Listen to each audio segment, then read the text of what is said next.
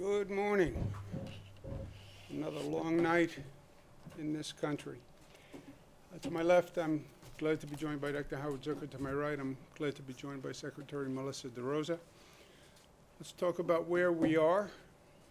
Start with the facts that we know. In terms of handling the COVID virus, we're doing better than we've ever done before. The number of hospitalizations is down. It's continued to drop. The reduction in the number of intubations is down.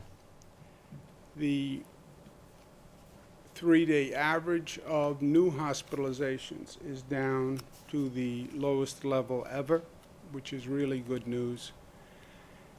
We're doing a significant amount of testing. As you know, we're testing more than any state in the United States. We're testing more per capita than any country on the globe. And the tests are very relevant because they're a snapshot in time. They tell you where you are on that day. Yesterday, we did about 50,000 tests, which is a tremendous number of tests. Less than 1,000 people tested positive. That is the lowest number we have had since this began. And when it began, we were only doing 3,000 or 4,000 tests. We now did 50,000 tests. So the progress is just phenomenal. And that's the rate of positives from our testing, remembering that the testing has increased exponentially. And we have the lowest number of deaths that we've ever had at 54. And there will be a level at which that number can't drop any lower, right? Because people who are gravely ill and contract the COVID virus, it's going to be a bad outcome. But that number is dramatically different than what we were looking at for many, many weeks. The question is, where do we go from here? No doubt the initial objective was getting control of this COVID virus. The situation has got more complex since then. But on the reopening, 5 regions upstate have entered phase 2. That's good news. Western New York is expected to move to phase 2 tomorrow, and we expect that to happen. We have the data that we've been tabulating during phase 1 in Western New York. All the data looks very good. We're going to have the global experts go through it today. I want to make sure we're not missing anything. This is new for all of us. It's not what county executives do. It's not what governors do. This is very detailed research of statistics, what clusters might pop up, etc.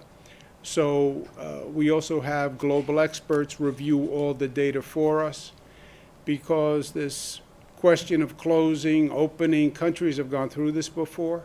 There is a body of knowledge to know, and where we also go to global experts who we've enlisted, who have gone through this with other countries, where they closed, they opened, they got into trouble, they had to close again. But they're looking at it now. We want to make sure they get the latest data. We'll have a final announcement later this afternoon for Western New York, but the conversations I've had with them are all good, and we expect Western New York to go to phase 2 tomorrow. The Capital District region is moving to go into phase 2 on Wednesday. Again, all the numbers look good there. We're going to run them by our global team to make sure they are as good as we think they are. But at this point, the Capital Region is also on track to go into phase 2 on Wednesday. What we have done with this COVID virus is a really amazing accomplishment if you take a step back. And it was all done by the people of this state. They did it. 19 million people did what they never did before. They responded with a level of determination and discipline that I was amazed with, frankly. And I am a lifelong New Yorker. But what they did was unlike anything I've seen. Remember where we were. We had 800 people die in one day. We had the worst situation in the United States of America. At one point, we had the worst situation on the globe. And we're now reopening in less than 50 days. Now, it was a long 50 days. I can recount every one of them. But we went from a really internationally terrible situation to where we're talking about reopening today. Even New York City, where we're planning to reopen June 8th. And that was just 50 days. The whole closure period has been about 93 days. Yes, it was a disruptive 93 days. I know. But look at what we did in 93 days. We went from the worst situation on the globe to actually reopening. That's where we are. We should be very proud of what we've done. Just don't snatch defeat from the jaws of victory. We're talking about reopening in 1 week in New York City.